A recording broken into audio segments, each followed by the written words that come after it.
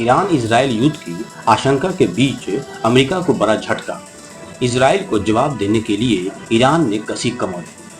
फलस्तीन को दर्द के गुबार में और ना खत्म होने वाले जंग में धकेलने के बाद इजराइल ने ईरान को छेड़कर दुनिया को थर्ड वर्ल्ड वॉर की ओर झोंक दिया है।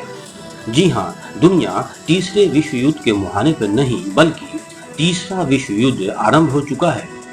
इजराइल महीनों से मिसाइल, रॉकेट और क्लस्टर बमों से हमला कर फिलिस्तीन का सीना छलनी कर चुका था, मगर इजराइल का दिल उससे भी नहीं भरा तो सीरिया में ईरानी दूतावास पर ऐसा हमला कर दिया जिसमें 7 ईरानी सैन्य सलाहकारों सहित 12 लोग मारे गए, जिसे देखते हुए ईरान के सर्वोच्च नेता आयतुल्ला अली खामनेई ने दोहराया कि सीरिया में ईरानी दूतावास पर हमला करने के लिए इजराइल को दंडित किया जाना चाहिए और ऐसा किया जाएगा।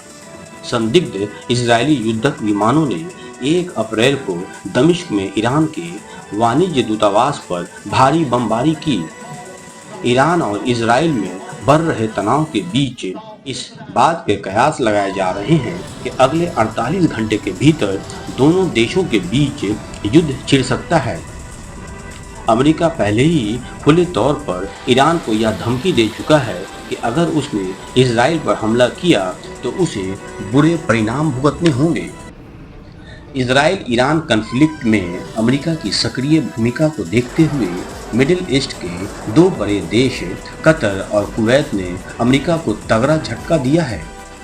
ईरान ऑब्जर्वर और ग्लोब आई न्यूज़ की रिपोर्ट के मुताबिक कतर और कुवैत ने अमेरिका को यह साफ कर दिया है कि अगर ईरान इजराइल जंग की स्थिति पैदा होती है तो वो अमेरिका को इजराइल की मदद करने के लिए अपने देश में मौजूद उनके बेस का इस्तेमाल करने की इजाज़त नहीं देंगे।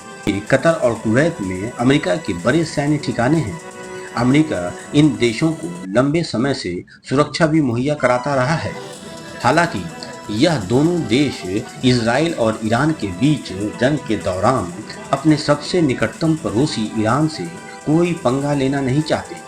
वहीं ईरान और अमेरिका का शुरू से ही 36 का आंकड़ा रहा है। डोनाल्ड ट्रंप प्रशासन के दौरान अमेरिका ने ईरान के सबसे बड़े सैन्य लीडर सुलेमानी को ही मौत के घाट उतार दिया था। ईरान इजराइल युद्ध की आशंका को लेकर भारतीय विदेश मंत्रालय भी काफ़ी सक्रिय हो गया है। उन्होंने यह एडवाइजरी जारी की है कि कोई भी भारतीय ईरान और इजराइल की यात्रा ना करे। इन देशों में पहले से मौजूद भारतीयों से कहा गया है कि वह तत्काल प्रभाव से दूतावास से संपर्क करें, अतिरिक्त सावधानी बरतने और अपनी सुरक्षा को ध्यान में रखते हुए घर से बाहर कम से कम मूवमेंट करें।